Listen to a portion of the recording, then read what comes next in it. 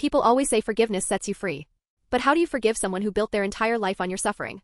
Someone who smiled at you in public while privately destroying everything you loved? Welcome to Reddit Toxic Family Telltales channel. New episode every day. At my brother's funeral, I thought the worst pain I'd ever feel would be standing beside his casket.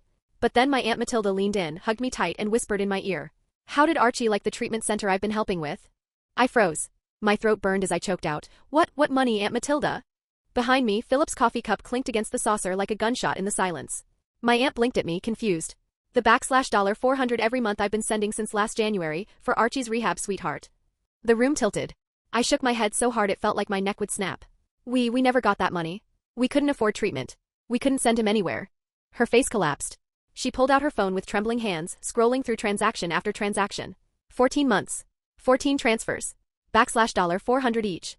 A total of $600. And then she said the words that cracked my world in half. I sent it to Philip's account. He said it was easier for transfers. I knew that account. The one I never had access to. My knees buckled and I had to grab the back of a chair to stay upright. 6 months ago, Philip turned my entire family against me. He told them I was the one refusing to pay for Archie's treatment. That I was letting my brother die. I can still see the looks of disgust, 20 relatives packed into my parents' living room, staring at me like I was the devil herself. My mother had called me heartless. My father said he was ashamed of me. My sister spit at my feet. And through it all, Philip had sat there holding my hand, whispering, "Stay strong." Meanwhile, he had $600 sitting in his pocket. And then I remembered that voicemail. The one Archie left me the night he passed. His voice breaking, saying, "I'm sorry I cost too much to keep alive. I love you. Don't blame yourself." I whispered his words under my breath now, barely able to breathe. His counselor had told me we were 1 week, away from insurance covering everything. And all that time, Philip had the money. I turned, shaking so hard I thought I might collapse. "Where is my nephew's rehab money?" Aunt Matilda's voice cut through the funeral home like a blade. Philip raised his hands. "There's been a misunderstanding." "Explain what?" I screamed, my voice breaking. "That you stole $400 a month while I skipped lunch every day? That I ate crackers at my desk to save $10 while you were hoarding thousands?" The room spun around me. I lifted my crooked wrist. I broke my hand. I couldn't even afford the ER because I thought every dime had to go toward Archie's rehab. It healed wrong. "I have permanent damage while you were out." "What? Buying shoes? Whiskey?" The words tumbled out like fire. "Do you remember the dealers who came to our house? With our children in their bedrooms? They threatened us because you had their money sitting in your account." The funeral home gasped as I continued, my voice raw. "I lost 20 pounds starving myself to save for Archie, and people praised me for looking good. You watch me count quarters for gas, Philip." "Quarters?" Aunt Matilda suddenly said, her voice sharp as glass. "There's more. Check his Instagram." My hands shook as I pulled out my phone. I found it, his secret account. Designer sneakers. Limited edition Jordans. A whiskey collection lined up like trophies. Selfies with captions, "Building my empire." Dated while my brother lived under a bridge. "You spent his rehab money on sneakers?" My voice cracked into a scream. "I was investing." "Investing?" My throat tore. I miscarried. From malnutrition. From stress. I bled alone in a hospital bathroom while you were out buying Supreme hoodies with the money that could have saved my brother's life. Gasps. My sister's hand shot to her mouth. My boss stepped forward, pale as a ghost. "He told me you were unstable. That's why you lost the promotion." My stomach dropped. All the dots connected at once. 14 months. 14 nights of lying awake, whispering into the dark, "Is Archie safe tonight?" while Philip snored peacefully beside me after checking StockX for sneaker prices. I turned toward Archie's casket, surrounded by white flowers. My chest ached so hard I couldn't breathe. He died thinking I abandoned him. Philip edged backward toward the door. "You're all overreacting. $600 isn't. Wire fraud," Aunt Matilda snapped. "My nephew is dead because of you." And then the realization hit me. My voice cracked. He wasn't even an addict when you started stealing. He'd had surgery. He was managing pain. You created this. You killed him. For sneakers and whiskey, Philip bolted for the door. "Archie saved you." I screamed after him. "When you were 16, homeless, he convinced our parents to adopt you. And you killed him, for a closet full of shoes you never even wore." But Philip didn't make it far. Archie's recovery friends, big men with sober chips jangling in their pockets, blocked his path. One of them growled, "That's why you kept showing up at our NA meetings. You weren't there for Archie, you were meeting dealers." Another added, "Remember when Archie hit 90 days clean? That night you bought fentanyl from Gail, his dealer. Then you planted it in Archie's car." A third stepped forward, fists clenched. "You even paid Gail to text Archie about new product. We have the screenshots. You were sabotaging his recovery the whole time." The funeral director, red-faced and sweating, pushed through the crowd. "Please, everyone, we need to remember why we're here." He pointed at Archie's casket. The room fell silent except for my mother sobbing into a tissue and a baby fussing in the back row. Philip jerked hard to the left, trying to duck around the men, but they grabbed his arms and yanked him back. One pulled out his phone. "I'm calling 911. The other twisted Philip's arm behind his back until he stopped struggling. Aunt Matilda stood beside me again, scrolling through her app, showing me every transfer. January 1st. February 1st. March 1st. All the way through. And each date pulled me back. January 1st, I'd eaten nothing but ramen for 3 days to save money for gas. February 1st, I'd walked 4 miles through the snow because my tank was empty. March 1st, I stole toilet paper from the office bathroom because we couldn't afford a pack. And then I remembered that night. That family meeting. 20 relatives. Their faces twisted with disgust. My mother calling me heartless. My father refusing to look at me. My sister spitting at my feet. And Philip, sitting there rubbing my back telling me to stay strong. While thousands of dollars sat in his secret account. And that's when I realized. He didn't just betray me. He killed my brother. The voices in the funeral home rose into a storm. Archie's recovery friends started piling on, their words tumbling over one another. He wasn't there for Archie, one of them spat. He'd sit in those NA meetings acting like some supportive brother-in-law, but he was keeping tabs. Taking notes on who relapsed, who was vulnerable. Another guy shoved his phone into the air, the screen glowing. Look, screenshots. Philip messaging known dealers. Asking about prices, purity. These line up with nights Archie called his sponsor at midnight, begging for help, doing push-ups until his arms gave out just to fight off cravings. Every word hit me like a hammer. The funeral director, red-faced, finally blurted, "Do I need to call security?" Aunt Matilda's arm wrapped around my shoulders, pulling me close. Her voice was low, urgent. "Get your kids. Get them out of here. Right now. He might do something stupid." Her words shook me worse than anything else. My legs felt hollow, like I was walking on stilts made of jelly. I grabbed my purse with clumsy fingers and started toward the exit. Each step dragged like I was wading through mud. Matilda stayed tight against me, her hand on my back, guiding me through the sea of horrified faces, cousins, uncles, neighbors, all of them staring. Behind us, I heard one of Archie's friends bark, "Sit down, Philip. The cops are on their way. Don't make this worse." A chair screeched across the floor. Then a heavy thud like someone hitting the ground. My stomach twisted, but I didn't look back. Out in the parking lot, my hands trembled so badly I dropped my keys twice before finally getting the car unlocked. I collapsed into the driver's seat, fumbling for my phone. And then Archie's voice filled the car. That last voicemail from 3 weeks ago. Weak. Broken. "I'm sorry I cost too much to keep alive. I love you.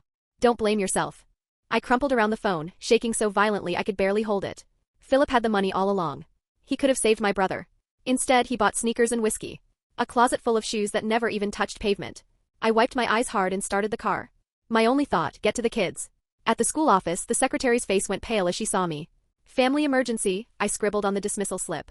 She didn't ask questions. Minutes later, my kids came down the hall, backpacks bouncing. Their little faces scrunched with worry as I pulled them into a hug that almost knocked the air out of us all. I forced a smile. "Guess what? Sleepover at Aunt Matilda's." My voice cracked, but I prayed they wouldn't notice. They climbed into the car without a word. As I drove, my phone lit up again and again. "Philip. You're overreacting. You're embarrassing yourself. This is just a misunderstanding, I'll explain if you calm down. Then, you humiliated me in front of everyone. You ruined my reputation. And finally, the one that made ice pour into my veins, you'll regret this. Come home now if you know what's good for you."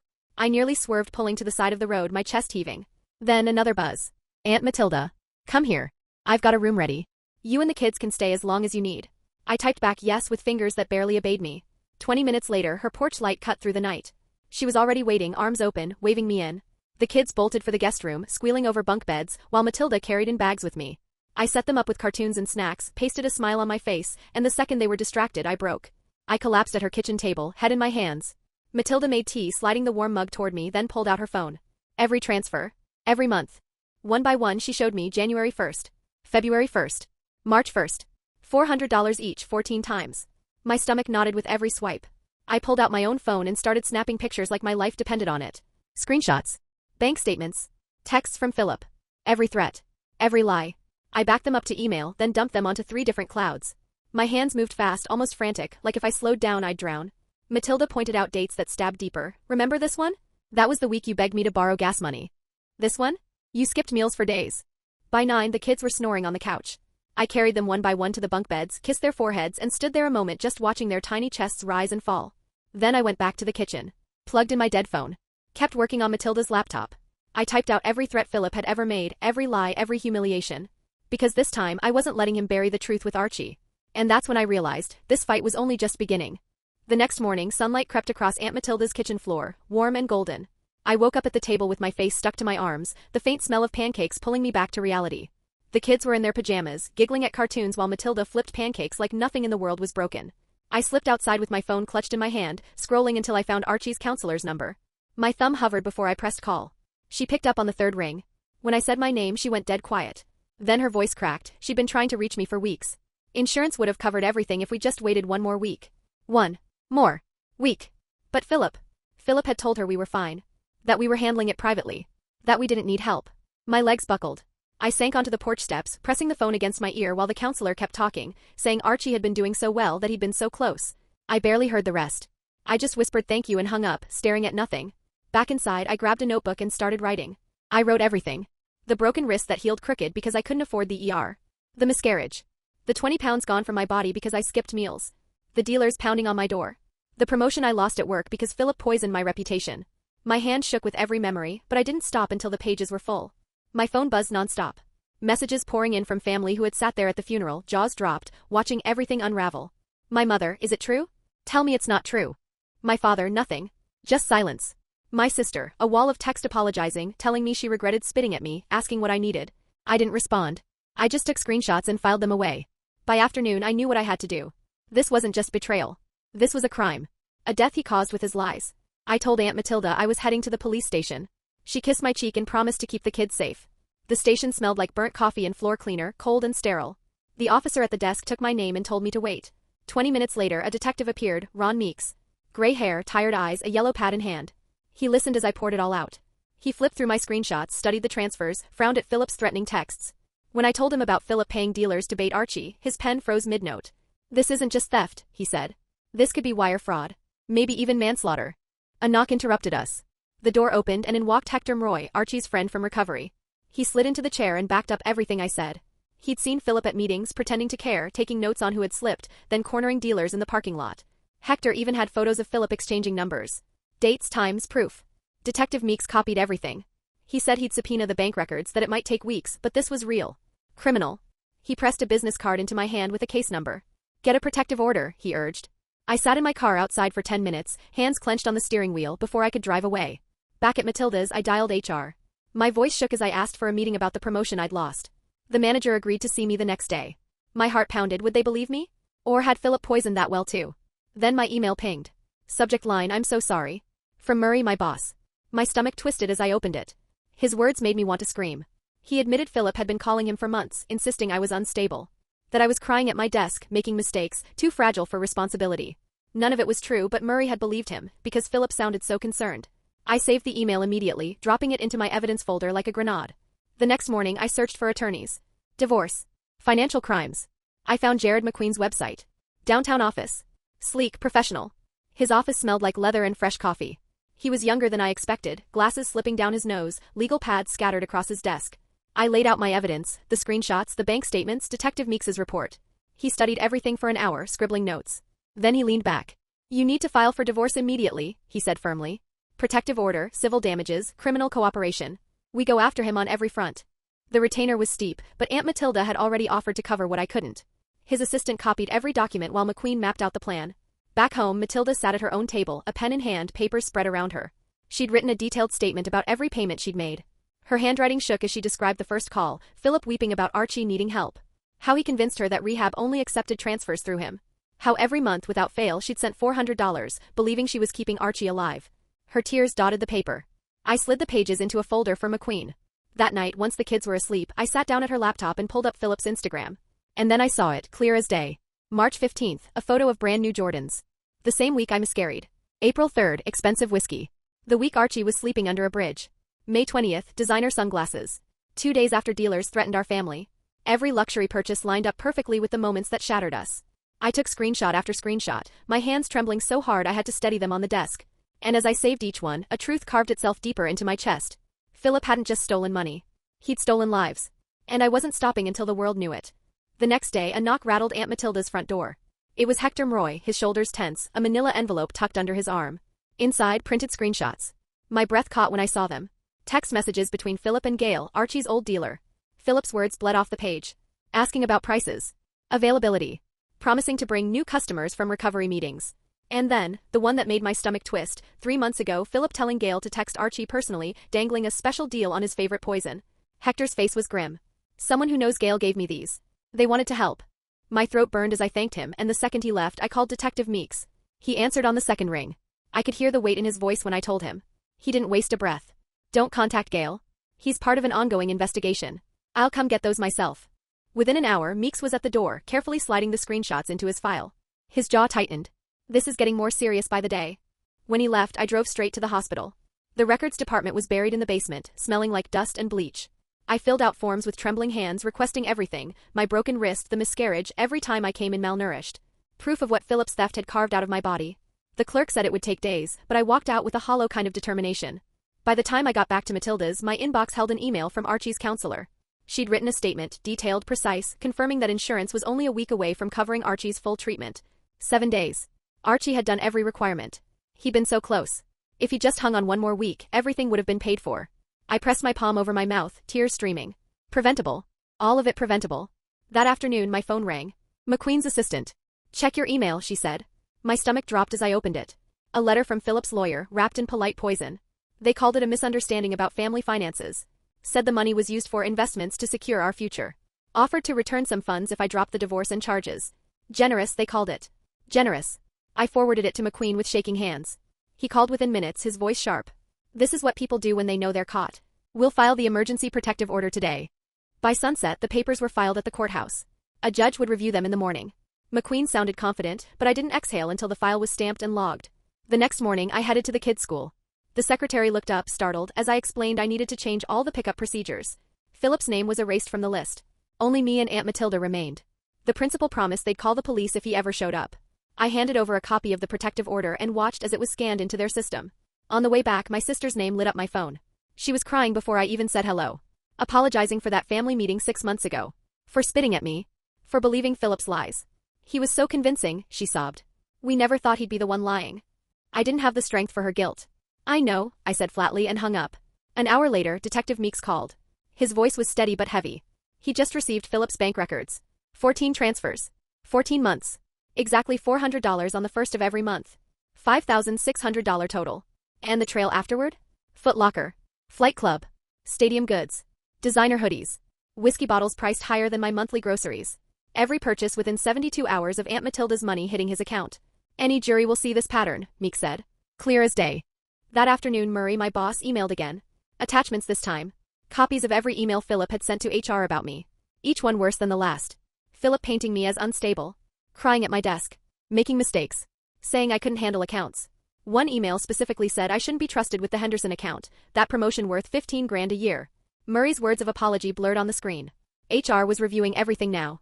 The next day I borrowed Aunt Matilda's truck, heart hammering as I drove to the house. Philip was at work. I packed fast, kids' clothes, school supplies, photo albums, medicine. My own clothes fit into 2 suitcases. I left every pair of his sneakers exactly where they sat, lined up like trophies in the closet. Evidence. Let the police photograph them untouched. 3 days later I sat across from Ruby, a therapist specializing in financial abuse. Her office smelled like lavender, soft chairs waiting with tissue boxes. I cried almost immediately. Ruby listened carefully as I spilled everything. She didn't flinch. She called it what it was, calculated manipulation. A strategy to isolate me, starve me, control me, while he spent thousands. Her words gave me something I hadn't felt in months. Permission. Permission to feel angry. Permission not to carry guilt that didn't belong to me. That night, I forwarded Archie's last voicemail to both Detective Meeks and McQueen. Listening again broke me open. Archie apologizing for costing too much, while Philip had thousands hidden away. Both men said the voicemail would be powerful in court. A week later, another envelope arrived in the mail. From Archie's sponsor. His statement was typed, notarized, official.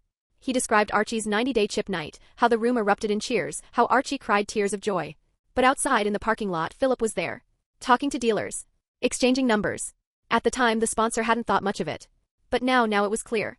He signed his name to the truth. And as I folded that statement into my growing pile of evidence, one thought pounded in my head. This wasn't just about money. Philip had built an entire empire of lies on my brother's grave. And I was going to tear it down. Detective Meeks called the next morning, and the way he said my name told me it wasn't good. His team had a warrant for Gail's phone, Archie's old dealer, and they'd pulled everything. Your husband wired him money, Meeks said, voice flat. Cash app. With notes. I pressed the phone harder to my ear. What kind of notes? He read one out loud, text A about the good stuff. Another, make sure he sees the 2-for-1 special this weekend. My throat went hot. When was that one? 3 days before Archie relapsed after 90 days clean. I had to sit down. I could see it. Archie pacing his little room, calling his sponsor at midnight, doing push-ups on the thin carpet until his arms shook, and Philip paying Gail to reel him back in, like Archie's life was a game with coupons. Meeks kept going. The dates on those Cash App payments lined up perfectly with the days Philip bought designer sneakers and whiskey. Like clockwork. Money in, text Archie, shoes, booze. Repeat. He said the pattern was so tight it might as well have been a spreadsheet. 2 days later, Jared McQueen rang me with the kind of clipped energy that means he hasn't slept. He'd filed emergency paperwork to freeze our marital assets, everything. Bank accounts, cards, transfers, and yes, every last pair of those stupid limited edition shoes and the bottles of craft whiskey with names that sounded like colognes. The judge signed it this afternoon, Jared said. He can't move a cent or sell a thing. For the first time in weeks, my lungs actually worked. I opened my laptop to check StockX and Grailed, places Philip trawled when he wanted to feel rich, and my relief evaporated. His account was live, humming. 12 pairs listed in the last 48 hours. The Travis Scott fragment lows at $4,000, with 3 watchers already. The Off-White Chicago's at $6,000. The trophy room's at $8,000. He'd posted them all right after the funeral. I took screenshots of everything, prices, timestamps, listings, and forwarded them to Jared. He called back instantly. Perfect. That shows consciousness of guilt. He's liquidating because he knows what's coming. That evening, my dad's name lit up my phone for the first time in weeks. His voice sounded sanded down, like he'd been worn out by his own silence. I'm sorry about the meeting, he said. But you should have communicated better if you needed help. I stared at the wall like it might answer for him. Communication doesn't work when your husband is actively lying to everyone and turning them against you. Silence. Then he tried to soften it. Maybe we could have coffee. Talk more. Maybe, I said, and the emptiness of it rang in my chest long after we hung up. The next morning, Meeks called again. He'd spent the day interviewing people from the funeral. 4 relatives had signed statements saying they heard Philip admit he was receiving Aunt Matilda's money and had seen his Instagram flexes. The funeral director handed over security camera footage, the confrontation, Philip trying to bolt, Archie's friends blocking the door.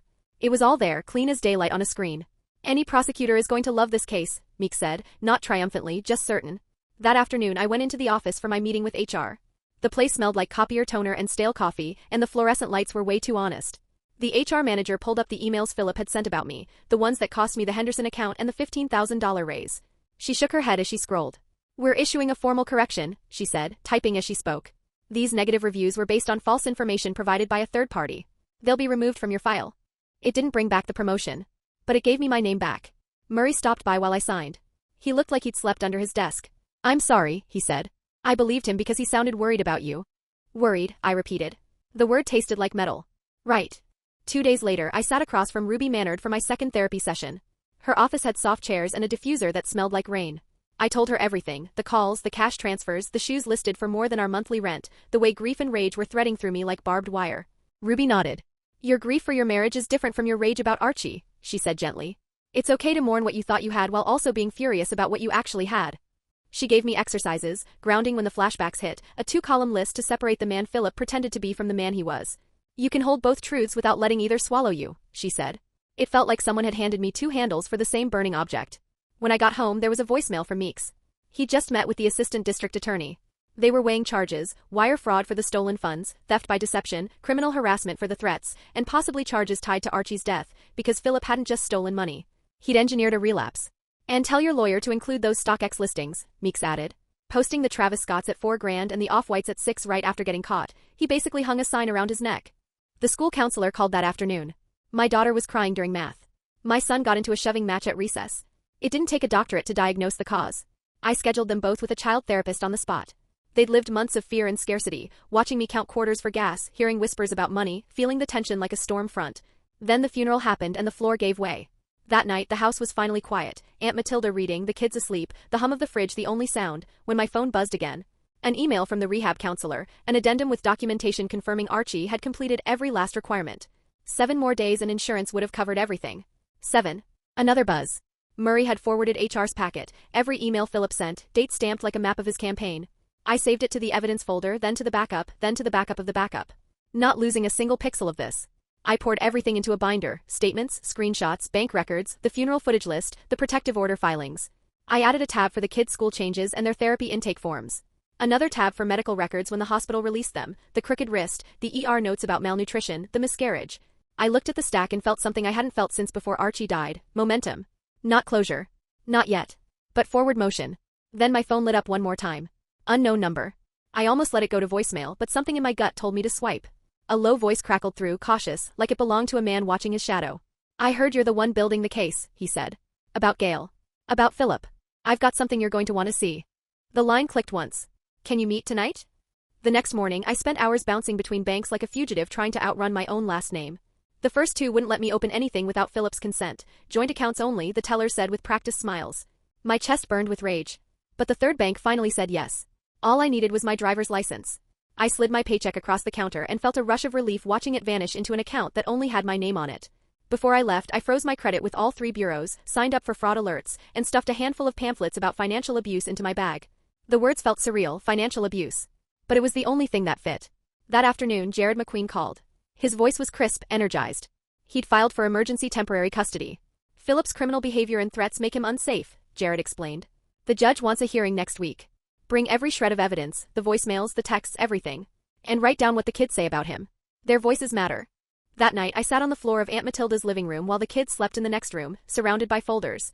I labeled everything, slid screenshots into sleeves, checked and rechecked timestamps.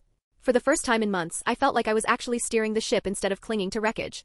The next morning, Aunt Matilda sat at her table with a yellow legal pad, her handwriting trembling across the page. She was writing her victim impact statement. I thought I was saving my nephew's life, she whispered, wiping tears off the paper. And I was paying for the very things that killed him.